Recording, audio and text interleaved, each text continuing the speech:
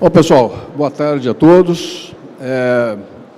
Normalmente a gente está acostumado a falar de assuntos um pouco mais técnicos. Hoje nós não vamos falar de um assunto técnico, porém vamos falar de um assunto que também é muito importante para a vida do provedor regional, que é a gestão dos recursos de numeração para a nossa região, que é da América Latina e do Caribe.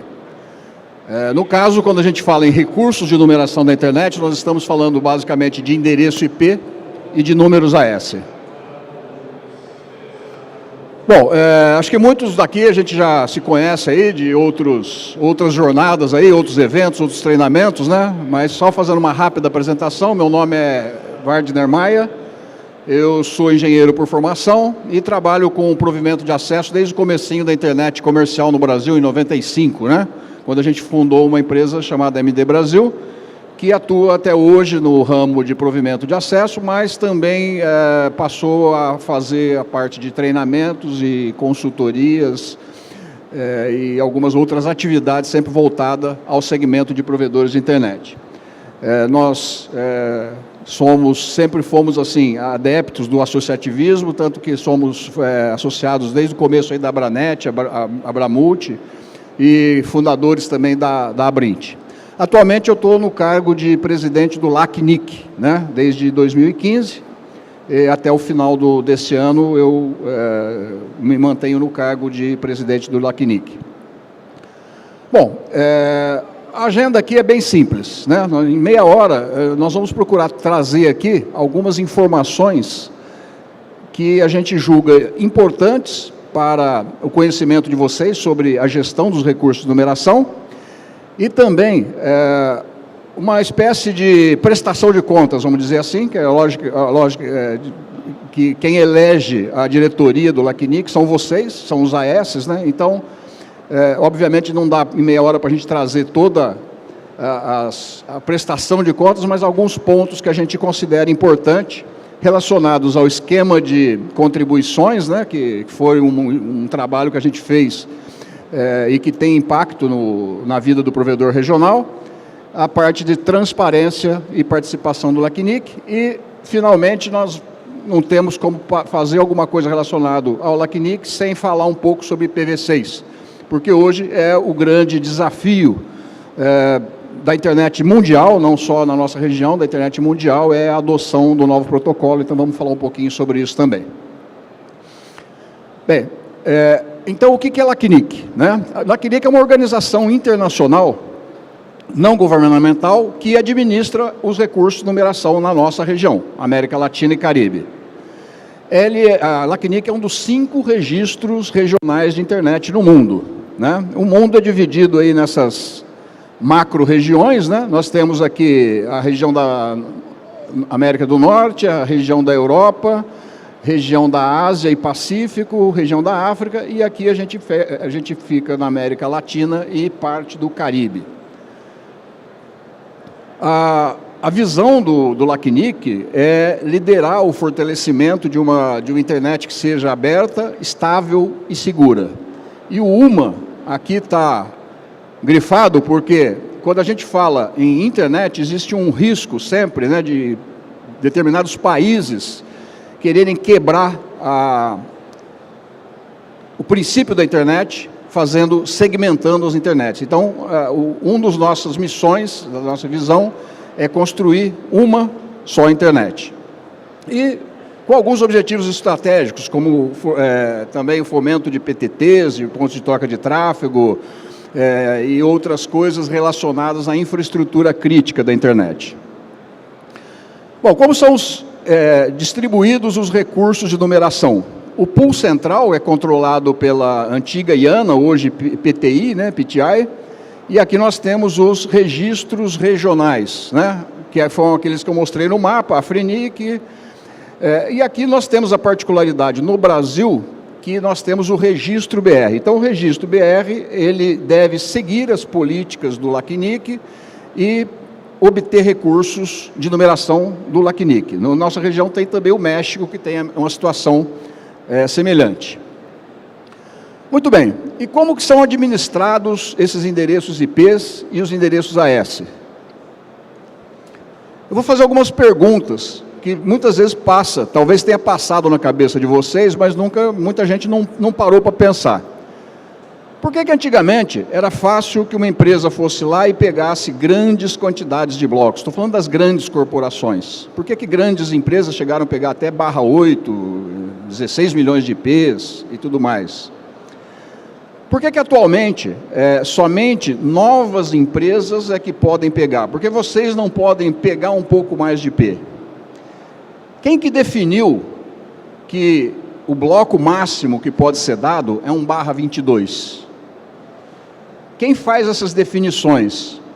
Aquele monte de pergunta, vocês que já passaram por tirar a S, vocês devem ter respondido um monte de perguntas, devem ter ficado até bravo com as perguntas que o registro BR ficava fazendo lá para vocês e tal, na hora de pedir, né? Quem que define aqueles critérios, aquelas perguntas, para saber se vocês têm ou não a capacidade de receber o AS?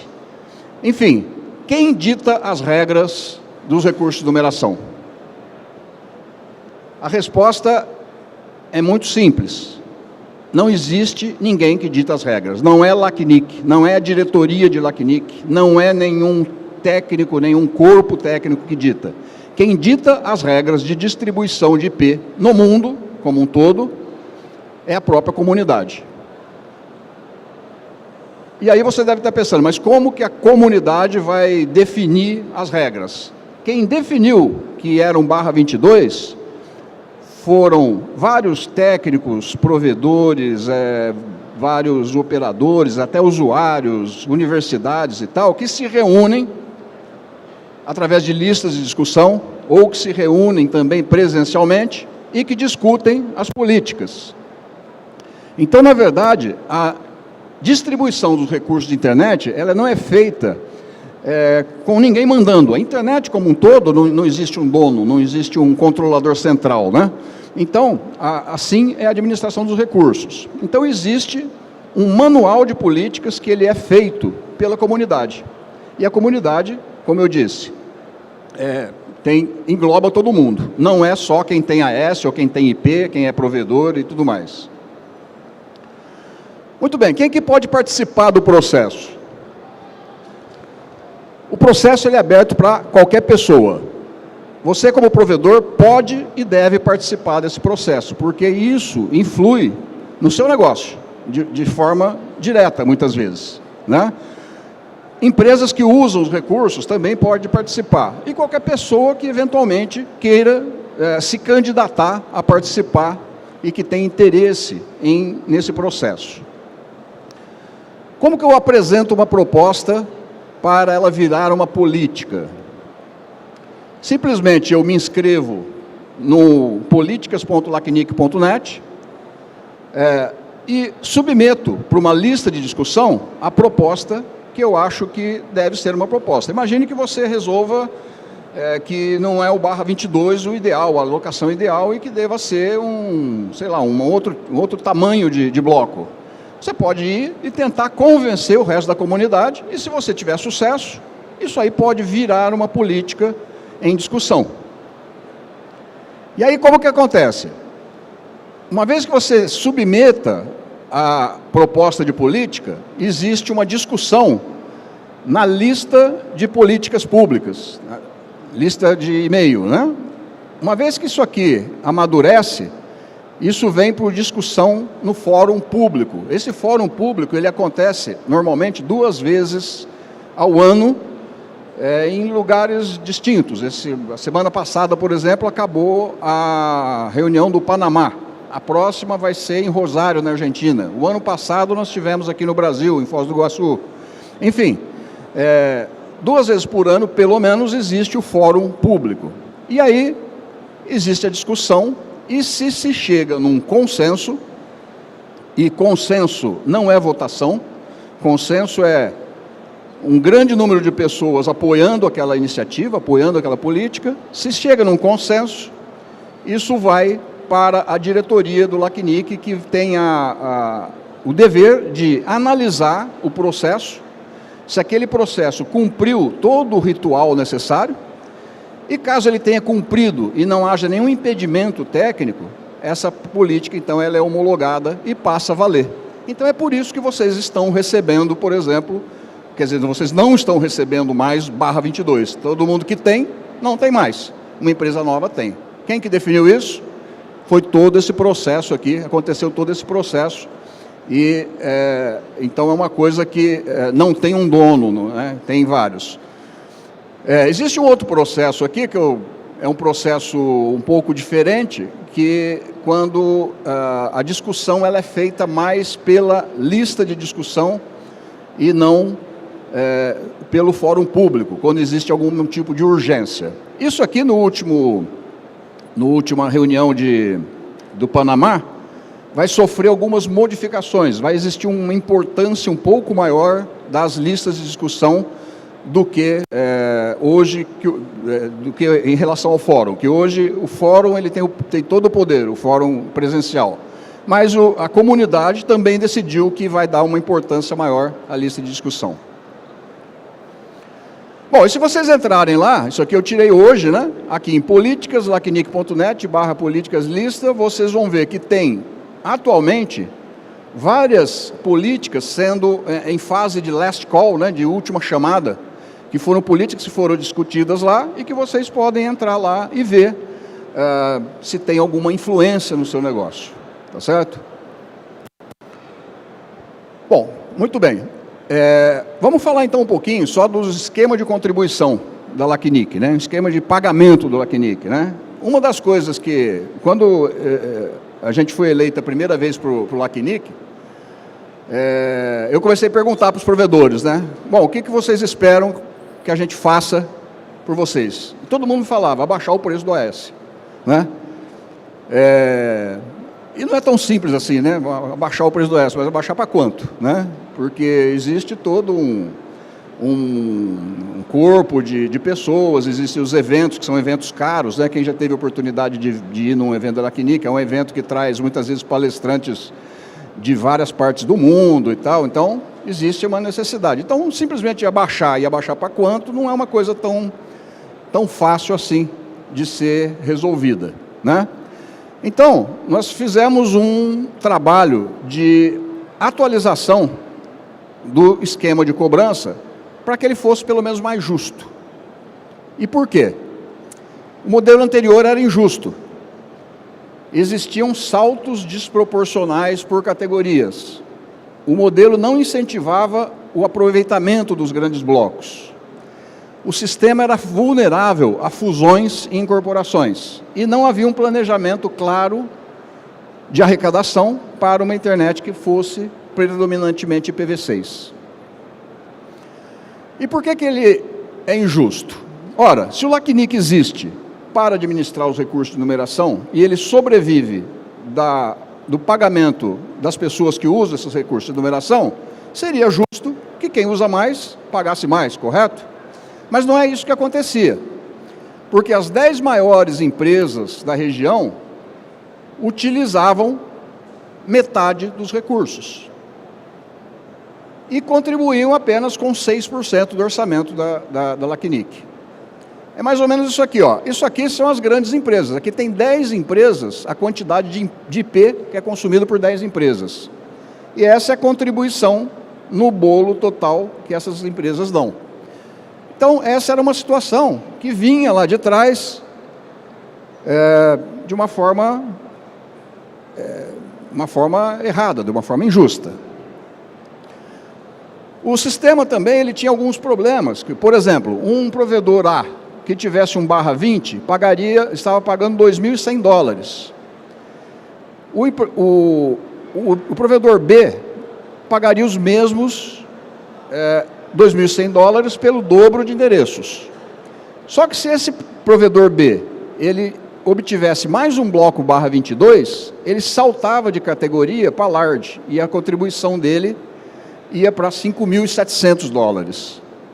Ou seja, o provedor A estava pagando 51 centavos por IP, se a gente dividisse pelo número de IP. O provedor B pagava 26 centavos. Só que se esse provedor crescesse um pouquinho, ou comprasse um outro provedor e quisesse agregar, ele pulava para 5.700. Ele passava a pagar 61 centavos de dólar por IP, mais do que o provedor A. Certo? E o grande vilão da história é que, historicamente, não existia um limite, que era a categoria maior, que era um bloco maior que o /11. Quando o cara atingia um /11, ele passava a pagar 40 mil dólares. Ele ia pegando IP, ia simplesmente pegando IP, mas a contribuição dele não aumentava. E isso que causou, historicamente, essa distorção. Um outro problema que tinha era o problema de fusão, né? Como o mercado está sujeito a fusões de empresas, isso já era um ponto que podia preocupar a LACNIC, né? Por exemplo, uma vez que as empresas se fundissem, no esquema anterior, passava de 40 mil dólares, passariam a pagar somente os 40 mil dólares. Bom, então, foi feito um estudo que durou praticamente um ano de trabalho, de discussões, de simulações, porque à medida que... porque as coisas não são tão simples, né? Não é simplesmente você falar para uma empresa grande que ela tem que pagar de 40 mil dólares, que ela vai pagar 300 mil dólares, é um pouco complicado, né?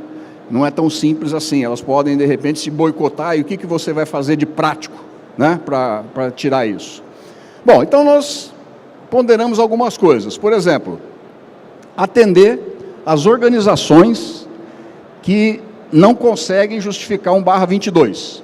Durante o ano de 2016, mais de 60 empresas que tentaram pegar não tiveram os pedidos rejeitados, porque não conseguia justificar um /22. Então se viu a necessidade de uma empresa poder um /24. Hoje uma empresa ela pode começar com um /24. Né? Dificuldade de pagamento inicial. Inexistência de incentivos para retornar o espaço que não está sendo utilizado. Ora, aquelas empresas que têm um monte de IP, estão estagnadas em 40 mil dólares, elas não têm interesse nenhum em devolver IP. Então, oportunidade para suavizar a diferença de custos e atualizar o esquema de cotas de recursos de IPv6. E com isso, foi gerado esse reposicionamento. Então, se criou uma categoria nano, que não existia, e com um bloco menor que um /22. As categorias micro, muitos provedores aqui foram reclassificados, passando a pagar menos aqui. E aqui, na ponta das grandes empresas, que estagnava em 40 mil dólares, foi feito um crescimento aqui, e tem empresa que pode pagar até 365 mil dólares. Com isso, acomodou e possibilitou, dentro do orçamento de LACNIC, abrir a possibilidade de abaixar aqui, de criar as categorias nano, etc. Muito bem. Toda essa gestão de recursos, de numeração, de eventos da LACNIC e tal, ela exige um grau de transparência bastante grande. Então, uma outra coisa que a gente trabalhou bastante nos últimos anos foi na transparência com relação às informações do LACNIC.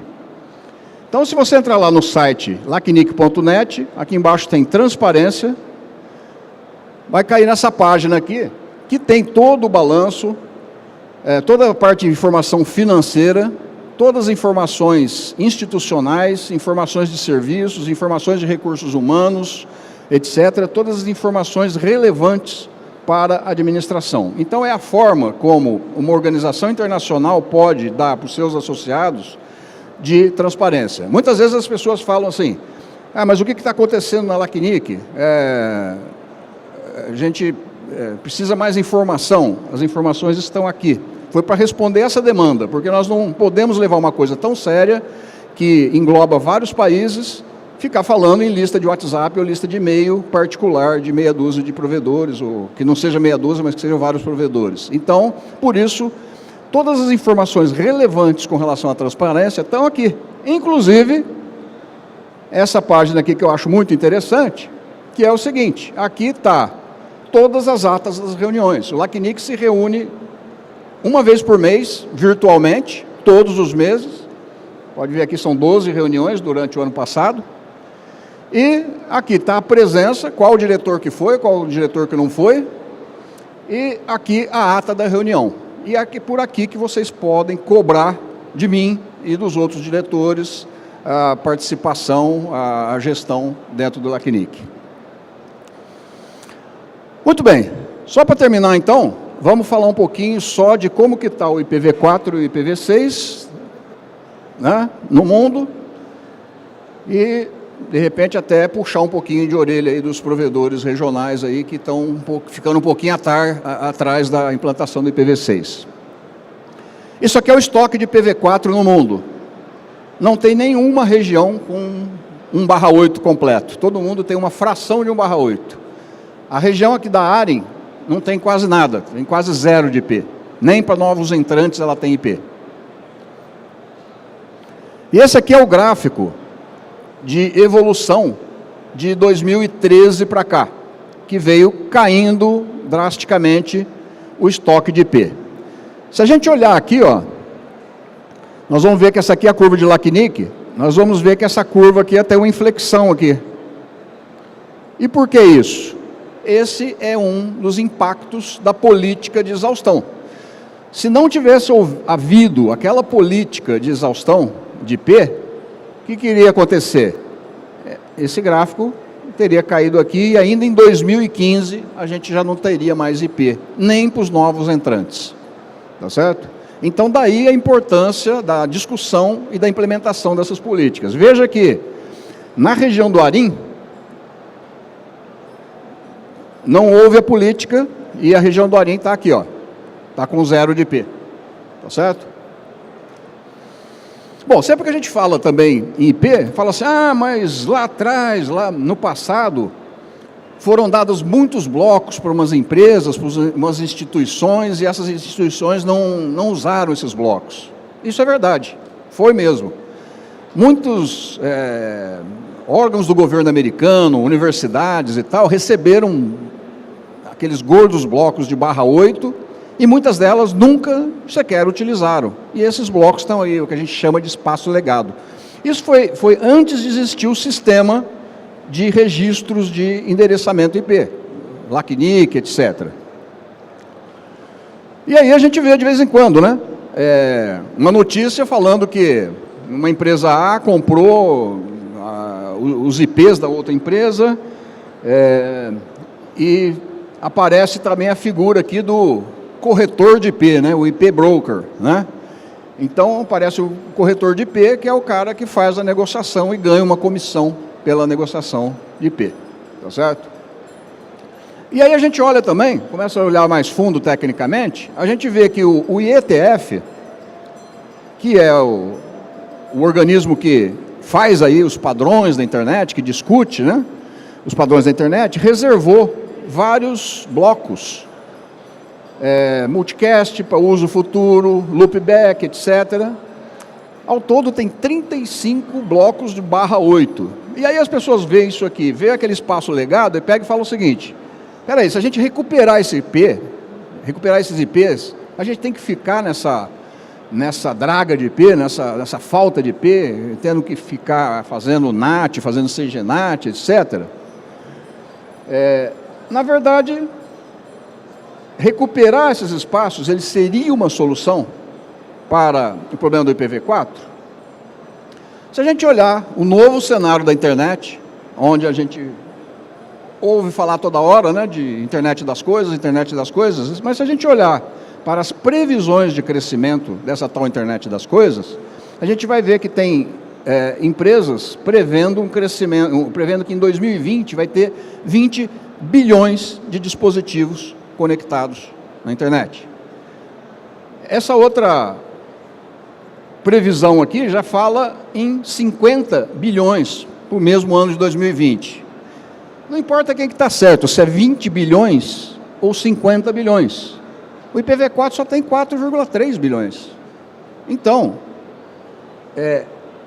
a gente está falando em abandonar o adotar o IPv6 porque o IPv4 está acabando, mas é muito mais que isso.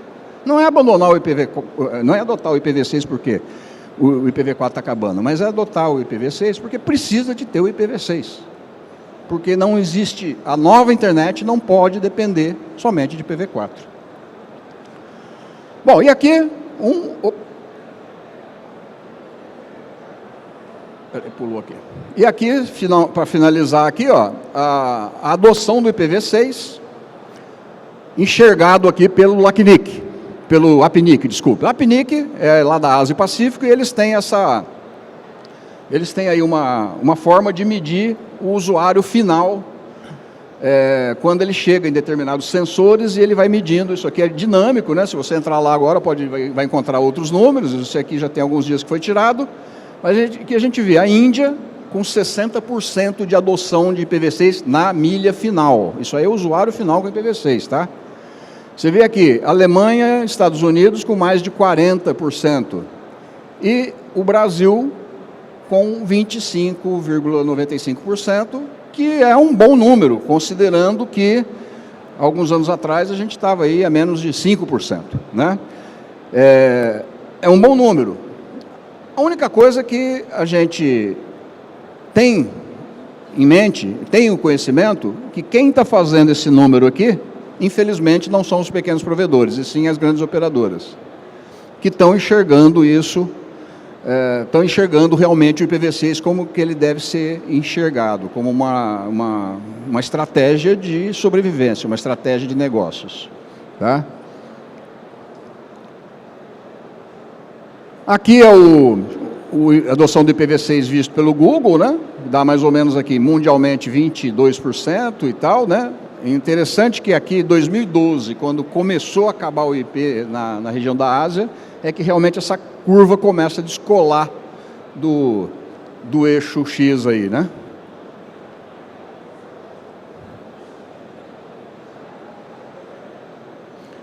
Bom, de qualquer forma,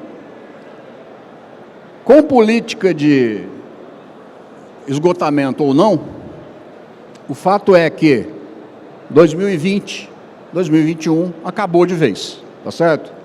Aí nós não vamos ter IP de forma alguma e em menos de 2 anos.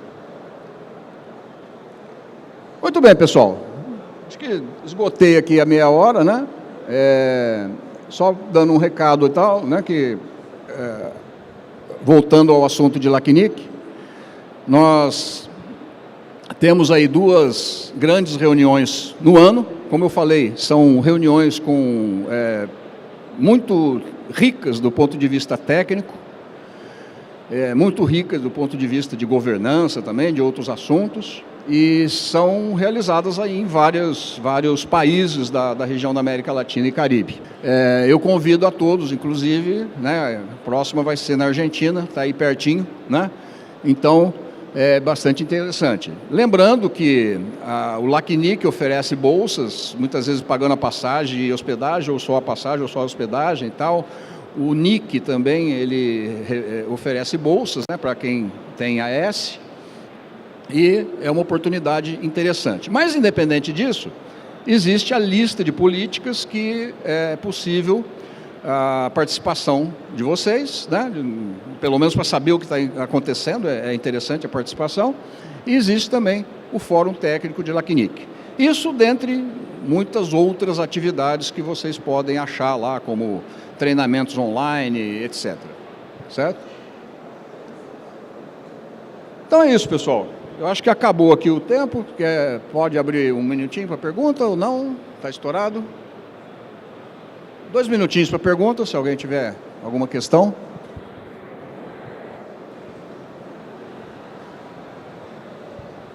Oi, boa tarde. Se eu não estiver enganado, existe hoje na política, né, mesmo já na terceira fase de exaustão... Peraí. Não dá para ouvir muito. Então, toma microfone aqui.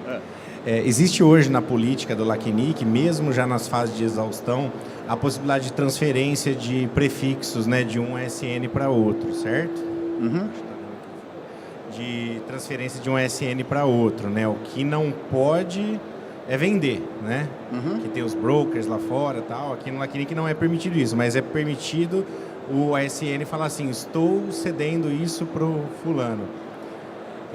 Você saberia me dizer se existe alguma discussão de mudança na política para que isso não ocorra? Para que, se uma pessoa está cedendo o seu prefixo, significa que ela não precisa mais. Então, o correto seria isso ir para o pool para ser distribuído para um novo entrante e não para alguma outra pessoa que certamente está pagando por aquele prefixo, né? Ninguém está dando o prefixo para o outro, né? Uhum. Na verdade, é uma coisa um pouco velada isso. Existe alguma discussão para mudança da política para barrar isso daí? Porque eu sei que os brokers eles ficam em cima justamente ao contrário, para mudar a política para eles poderem atuar.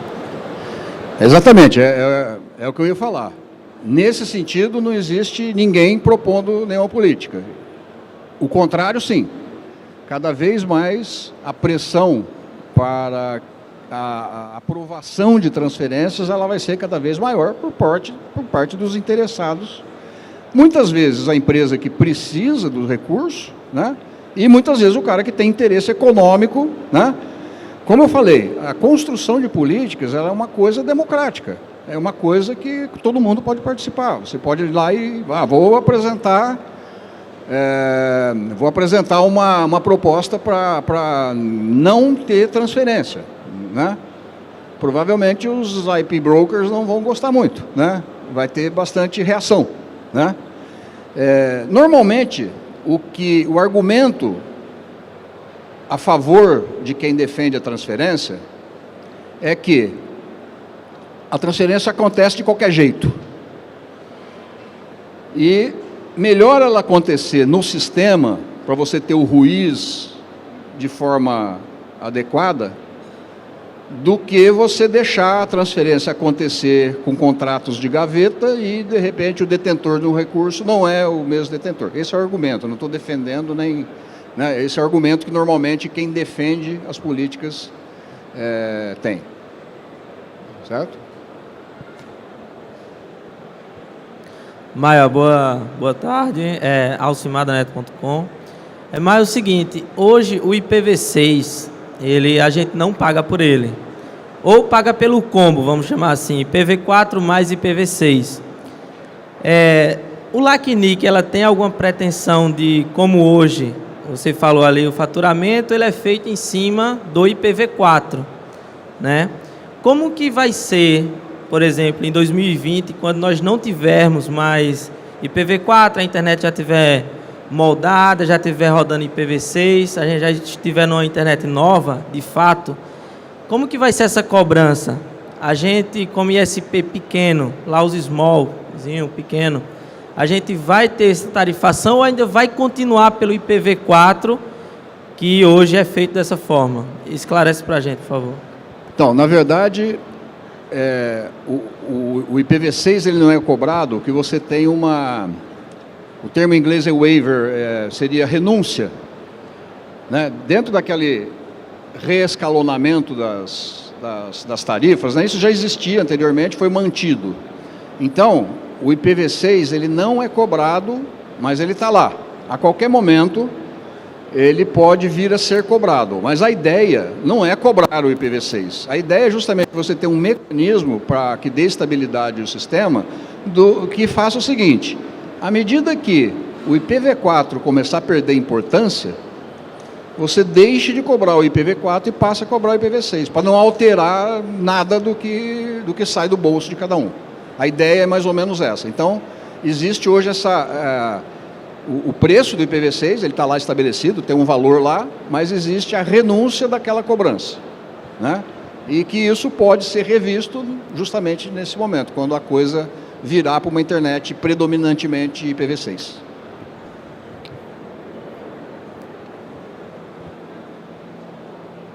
Tranquilo? Então, pessoal? Então, obrigado a todos aí.